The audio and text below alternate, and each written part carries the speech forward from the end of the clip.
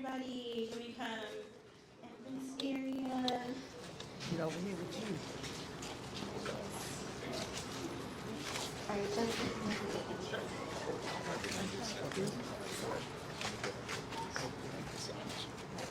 All right, good morning. My name is Brittany Kewington. I am the Texas Lead Organizer for Common Defense, one of the co-sponsors for this rally and march today, VA Not for Sale, and so honored to have everyone here today in solidarity with us, with the cuts that are pending and kind of already happening with the VA, healthcare workers, and would like to also turn it over to my AFGE co-sponsor to do a little introduction. Good morning, everyone. My name is Justin Bautista. I'm with the American Federation of Government Employees, AFGE 2284. We work at the NASA Johnson Space Center, and I am the chief steward for our local. This morning, we'd like to very warmly welcome Representative Green, who's been fighting for working class issues for the Congressional District for 20 years now. Representative Green has been a staunch ally of working class issues, but more closer to home for us federal workers. He was one of the first representatives to have a press conference once the shutdown has happened. And again, he has been a staunch ally, and we are very happy to have him here. So please welcome Representative Green. Thank you very much for your very kind and warm introduction. Permit me to start with a very brief vignette. Some time ago, when I was traveling in another state, I was lost, and I was looking for a given address. And I looked over my shoulder, and when I looked over my shoulder, I saw a sign that said, "Come in and see the price of freedom." Come in and see the price of freedom. It wasn't a bank. It wasn't Fort Knox. It was a VA hospital. If you want to see the price of freedom, visit a VA hospital. You will find persons who have committed their lives to their country. Many of them have gone to distant places. Some of them have not returned to ever be the same the way they were before they left. This is the price of freedom.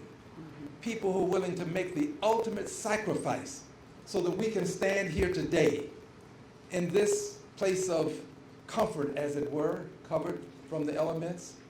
We can stand here today and exercise our right to free speech, the right to freely protest things that we find unacceptable.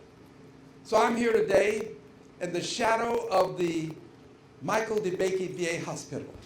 And it's appropriate that we be in the shadow of this hospital because it was Dr. DeBakey that helped us to form the MASH units for the military.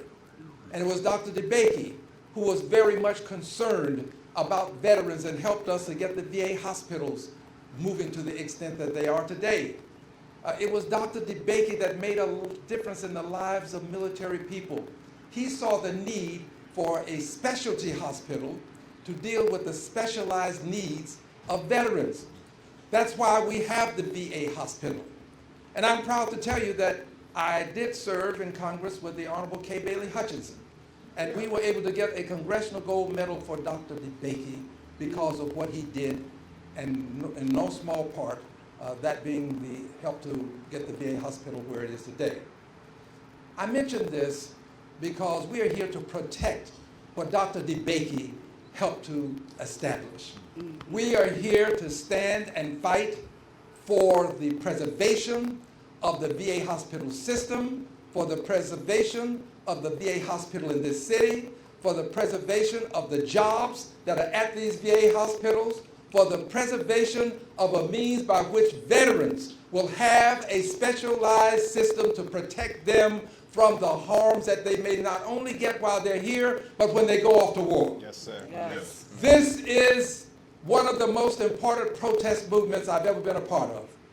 I'm going to stand with these organizations, and I'm grateful to them. I'm going to name just a few. I'm sure there are many that are here and maybe some others that are not that I'll miss. But AFG, I want to thank you for taking a stand for the veterans, taking a stand for the people who care for the veterans. It is those people that we are protecting today, because in protecting them, we're preventing the stealthy removal of jobs that are there to give care to veterans. We will not allow the VA hospital to be taken from the people who need it the most. It is not for sale. It cannot be privatized out of existence. That's right. The jobs won't be privatized away. We will not go away. We stand today to fight for the rights of the people who work there, but more importantly, for the rights of the people who are there to get health care from people who care about them, and they're not doing it for a profit. This is not a profit motive vehicle. It is there because the VA needs a means by which it can protect and care for its veterans. Finally, this. As we do this today, I want you to know that this is not the first attempt to privatize. We were there to fight against, many of us standing here, were there to fight against the privatization of the U.S. mail. The effort to privatize the United States mail failed because of our efforts and our protest movement. That's right. It was a peaceful protest movement that has caused us to still have the U.S. mail as a part of a functioning agency that has not been sold, that has not been privatized. There's an effort afoot currently to privatize NASA, to take the needs of people on Earth that are trying to get the best that we can by understanding space and what's beyond it, to keep that from being placed totally in the hands of private companies who are going to use it for profit purposes, whereas the government can use it to a great extent for the preservation of human life on Earth. So we are here today to prevent the privatization of not only this institution, but those institutions that can make a difference in their lives of American people. So I thank all of my friends for being here. I thank Common Defense. I thank the cannabis movement. I thank the Texas AFL-CIO. I thank the persons who are here with the local CWA. That's Claude Cummings. The local CWA. I want to thank all of you, and I want you to know that I will be with you until I take my last breath. Yes.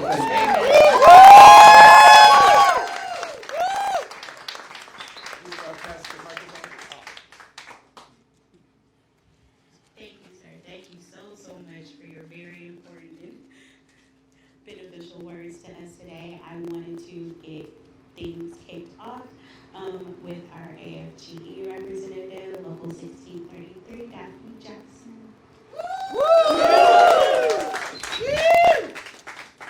Good morning, everyone, and thank you. My name is Daphne Jackson, and I serve proudly as the local president for the largest union VA within the Department of Veteran Affairs. It is so important that Congress knows our mission. It's not about our role, but about our goal. When the veterans put their lives on the line to fight for our country and our freedom, they did not privatize it. So Congress, Trump administration, I ask you today, please uphold the vision and the mission of these VA workers and federal employees and keep the VA up and running as well as the federal sector. Thank you. Say your name and spell it for me so we get it right. Daphne, D-A-P-H-N-E, Jackson, J-A-C-K-S-O-N. Thank you. All right. And next, we will have our Common Defense Director, Lakeisha Lloyd.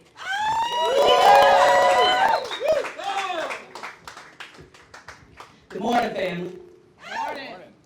My name is Lakeisha Lloyd. I'm a disabled Army veteran and a native Texan, and I am the National Director of Climate Justice for Common Defense. Common Defense is the largest veteran-led grassroots advocacy organization. Our message is simple and non-negotiable. The VA is not for sale. Right. Our veterans are not for sale. Right. Their care is not a line item to slash, auction, or outsource. Right now, there is a proposal on the table to cut 30,000 VA healthcare workers. 30,000. That's not trimming the fat. That is cutting into the muscle and the bone of the very system that millions of veterans depend on. Here in Houston, home of the Michael DeBakey VA Medical Center, one of the busiest VA facilities in the nation, we know exactly what that would mean. Longer wait times, fewer specialists, closed clinics, and more veterans falling through the cracks. And we've seen what happens when veterans fall through the cracks. That means veterans' lives lost. We cannot accept a future where any veteran in the great state of Texas is forced to wait on vital, life-saving care. We cannot accept a future where veterans are told that mental health appointments are backed up because the staff was cut. We cannot accept a system where postpartum care, MST counseling, PTSD treatment, oncology, and cardiology get rationed out like a privilege instead of a delivered promise. Me, myself, I was told when I was 36 years old that I'd be in a wheelchair by the time I was 40 due to my injuries that I sustained while in service. I'm about to be 43 in a couple of months, and a couple of weeks, and I am literally still standing because of the VA healthcare system. Our veterans kept their promise to this country. I kept my promise to this country. The question is whether this country will keep its promise to us. This is how inequity creeps in, not through one big door, but through 1,000 small cracks. We are here to seal those cracks. Houston, we have a responsibility to stand up for the women who served, the black and brown veterans, the LGBTQ plus veterans, for all veterans, and to say with one voice, no cuts, no privatization, and no broken promises. We organize. If you are a veteran or a family member, join Common Defense, and let's build a movement of veteran voices ready to testify, write letters, and meet with lawmakers. Sign up for our VA Not For Sale pledge and recruit 3 people to sign in also. And we will protect ourselves from the worst. The VA strength is its integrated veteran-specific care, from primary care to mental health to specialty services. To every nurse, tech, scheduler, therapist, and doc at the Houston VA, we see you. Throughout Texas, we see you. Throughout the nation, we see you. These cuts threaten your ability to do your job, and we have your back. To our veterans, you did not stand watch, deploy, and sacrifice for this country that shrugs when you need care. You are not a burden. You are the mission. To our electeds, leadership is measured in budgets and outcomes, not slogans. If you say you support veterans, prove it. Fund the staff, protect the VA, and keep care public. In Texas, we know something about resilience. We've stood through storms, literal and figurative. And we learned that our strength is each other. Today, we stand for the veteran who can't afford another delay. For the veteran who won't be told to wait their turn. For veterans who deserve care that sees them and serves them. 30,000 cuts is 30,000 chances to fail a veteran. We refuse, not on our watch, not in our city, not in our state, not in our country. The VA is not for sale. Our veterans are not for sale. And we will not be silent. Thank you. Now let's get to work.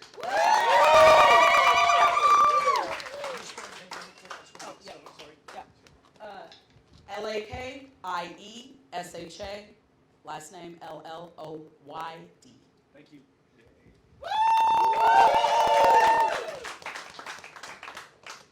Next, we have the Texas AFL-CIO Gulf Coast Area Labor Federation President Haney Khalil. Thank you, Brittany. Good morning, everyone. So I want to make sure we're very clear today that the AFL-CIO is a federation of 75 unions and 60,000 union members. is 100% behind the American Federation of Government Employees and Common Defense in fighting to defend the VA. I want to talk a little bit about the shutdown and its impact on Houston and on the VA. I mean, you know, we're talking about federal employees being caught in the crossfire of Donald Trump's shutdown. That is what is happening. AFGE locals, collective bargaining rights being under attack thanks to the Trump administration. Agencies being gutted and privatized thanks to the Trump administration. We will not stand for it. It's been nearly 2 weeks since the Trump administration started this shutdown. And we're looking at 750,000 federal employees having been furloughed. Twice that, working and not getting paid. And another 1 million contractors working, or not working as well, or working and not being at all being sure if they're ever going to get paid. It is a disaster. The Trump administration is forcing families to make a decision. Impossible decisions they should not have to face. Am I going to pay rent, or am I going to put food on the table? Mm-hmm. Am I going to keep the lights on, or am I going to pay for my car? Those are not choices working people should have to face. Right. And the 36,000 federal employees here in the Houston area that are under this situation should not have to face. These are folks who provide services to veterans, that keep our air and our water safe, make sure our rockets get into space safely, that respond to natural disasters. They're providing essential services to the city of Houston, to our residents. They need to be treated with respect that they deserve. But instead, and I'll tell you, and here's what's happening as well, is that instead of doing that, the Trump administration is ready to allow 22 million Americans to face their health insurance being taken away from them.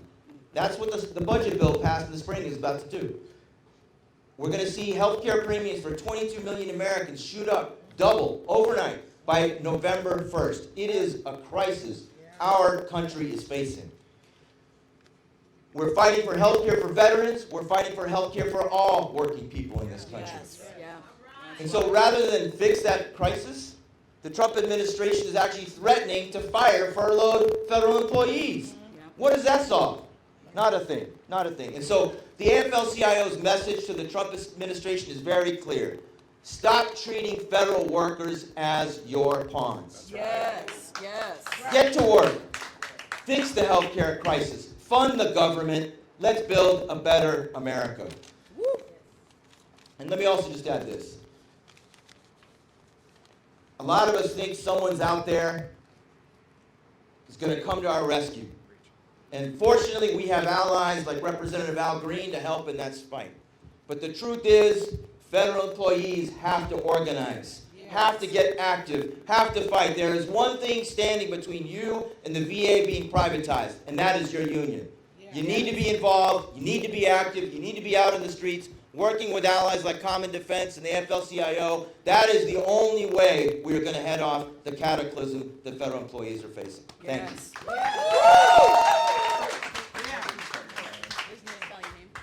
My name is so easy to spell.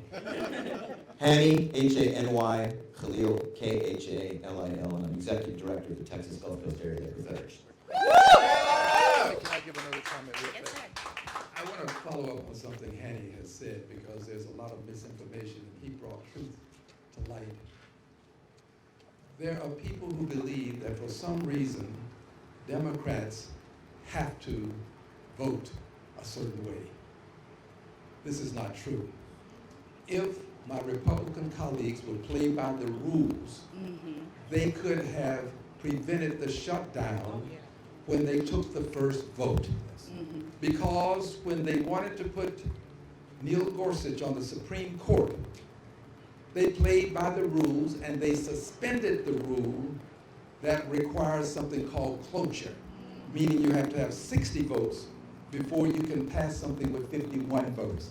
They suspended that rule and they put him on the Supreme Court with 54 votes. Just last week, or this week, within the last 7 days, they suspended the rule that requires cloture so that they could use 51 votes to put more than 40 persons into administrative offices for the president. They do this for the things that they care about. Yes. If they cared about what's happening to people who are uninsured, they would take care of that problem and allow us to negotiate to get it done. But when they don't care about something, then they allow it, which in truth is what I call an insidious prevarication. My mother would say it's a lie. Right on. Yeah. Yes. All right, I'm gonna make sure that Superman can make his way to the Supposed to have another shirt. Supposed to have another shirt. my mentor, and he will be leading us on to our march right after this speech. He is the CWA Local 6215 in Dallas, Texas Executive Vice President and a Common Defense member. David Marshall. All right, thank you so much. Like she said, I'm David Marshall. I'm the Executive Vice President for the Communication Workers of America, Local 6215, a member of Common Defense and a proud veteran of the United States Marine Corps. Back on August 6th, this administration declared they would completely cancel the union contracts of nearly 380,000 unionized federal workers at the Department of Veterans Affairs. This is not just an administrative decision, it's an assault on all the rights of VA workers and the veterans they serve. The VA is the single largest cabinet department with nearly 500,000 in total, 1 in 4 whom are veterans. This assault on the VA isn't about union busting, it's also an assault on veterans, period. This administration calls it reform, but it's really a demolition job. And it's happening alongside the big, beautiful bill, which codifies nearly $1 trillion in Medicaid cuts and $300 billion in SNAP cuts. All that stolen money is being shoveled into war budgets, mass deportations, and the biggest tax cut in history for the rich in corporate America. And what kind of upside down reality is that morally right to steal from the poor to give to the rich? Yeah. Veterans risk everything to defend this country, and in return we were promised care, dignity, and respect. That promise is under attack. This plan eliminates 1 in 5 VA jobs that would devastate care, put tens of thousands of veterans out of work. This is not just a policy failure, but a betrayal of our nation's obligations to those who served. From the moment a young person raises their hand and swears an oath, America makes a solemn promise that in return, their sacrifice will be honored and their care guaranteed. These cuts to the VA violates that sacred trust. Our military depends on trust and belief that our nation will treat us honorably. And when it's broken, it doesn't just hurt veterans, it hurts our nation. The promise to veterans and the civil and legal rights won through decades of loud protest and hard work will be redacted or abolished outright with the complicity of Congress and a Supreme Court that bends the knee for this twice impeached, 5-time draft dodging, 34 count felon that sits in the Oval Office. The onus, the obligation, and the duty to try to stall and block if possible and prevent America from turning back rests with all of us. That's right. Resistance is not futile, it's imperative. Our veterans deserve better, our country deserves better. It will not be easy, but nothing worthwhile is. We must mobilize and fashion a formidable force with one overreaching aim, to be faithful to the Constitution, bear allegiance to and protect each other as best we can from the harm and the heartache this president and his administration has done to us all. It can be done, it must be done.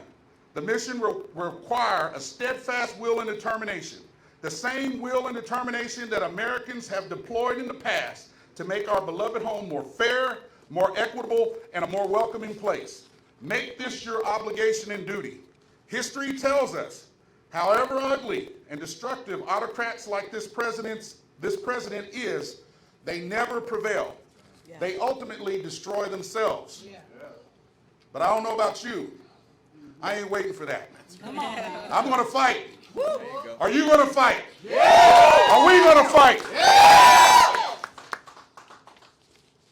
Are we going to stand together against injustice? Yes! Are we going to stand together against corruption? Yes! Are we going to stand together against inequity? Yes! Are we going to stand together against this wannabe king? Yes! Will you stand together for the VA? Yes! Will you stand together for veterans? Yes! All the workers? Yes! The poor? Yes! The disenfranchised? Yes! The marginalized? Yes! The LGBTQIA? Yes! For immigrants? Yes! For safe and fully funded schools? Yes! For clean air and clean water? Yes!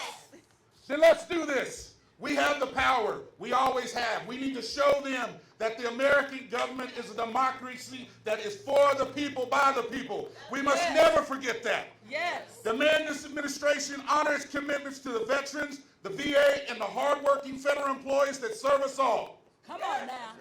America failed when they elected this man president. Yes.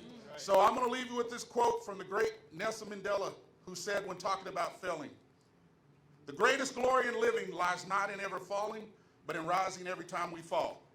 So are you ready to rise up? Yes! Rise up? Yes! Let's do this.